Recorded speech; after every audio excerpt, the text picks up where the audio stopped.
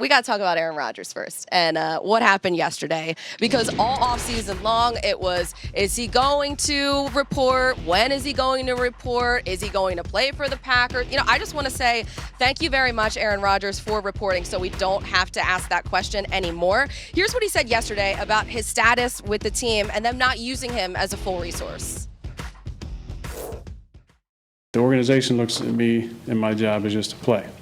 In my opinion, based on what I've accomplished in this league, the way I care about my teammates, the way I show up in the locker room, the way I lead, the way I conduct myself in the community, it should tie myself to a little bit more input. The rules, are the same for most people, but every now and then there's some outliers, guys who've been in an organization for 17 years and won a few MVPs, where they can be in conversations at a different higher level. I'm not asking for anything that other great quarterbacks across the last few decades have not gotten. The opportunity to just be in conversation. I should tie myself into a little bit more input, is what he had to say. It was honest, it was open, it was very transparent, very calculated and strategic, I think, too. But he was very calm and he was very pointed and poised as he talked for over a half hour yesterday. Mooch, when you were watching, what were you thinking? Yeah, watch the whole thing. It was really interesting. Riveting. And I thought he was good. I thought he was good. And he did mention that he loves his teammates.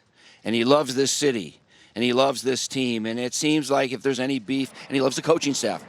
If there's a beef, it's with the front office, okay? It's a new front office than when he started with Ted Thompson and that bunch, okay? And really what I took from it with that last statement that we just heard was that he just wanted to be in the conversation, be heard, have an opinion, just listen to me. And I don't think he wants to run the draft. He doesn't want to. He doesn't want to be GM. He doesn't want to be GM or president, and he doesn't want to do the research for all these college kids that we do preparing for the draft. But he wants to have an opinion about his own teammates.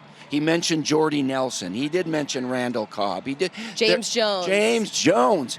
James Jones, we're going to talk to him a little bit later. He had 14 touchdowns one year, led the league here for Aaron Rodgers. But he just wants to have an opinion with the new front office that, hey, I love this guy. I have a good chemistry with this guy. Find a way to keep him another year. That's all. He wasn't. I don't think he was trying to run the show. I think he felt like after 16 years. Bart Starr was 16 years. Brett Favre was 16 years. Aaron Rodgers was 16 years. At least have a little clout or have a little voice in some of the free agent signings.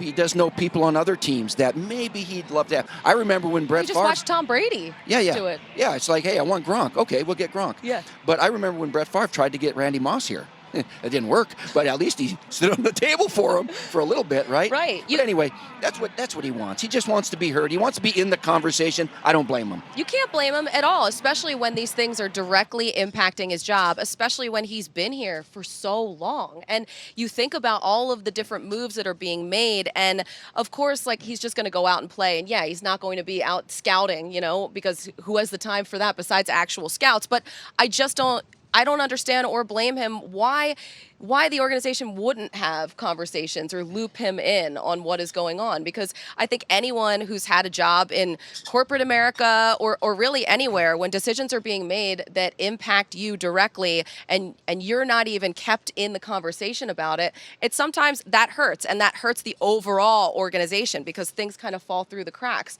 And he knows this place better than anyone after being here for 16 seasons. Yeah, and he knows the personnel on the team. That's his concern, is who's in our locker room and how do we have the best players that give us a chance to win. And when the front office has to make decisions on who to keep and who to acquire, he would just like to have a little say because he knows if he needs another receiver or another offensive lineman or hey, keep this guy in the team. He's good for the chemistry of this team. That doesn't show up in statistics. Right. And sometimes that's even more important because it makes everything go on the field, what happens behind closed doors. And it seems like cutting Jay Kumaro was really the straw that broke the camel's back. I mean, that cut really cut pretty deep with Aaron Rodgers because he mentioned it a few times.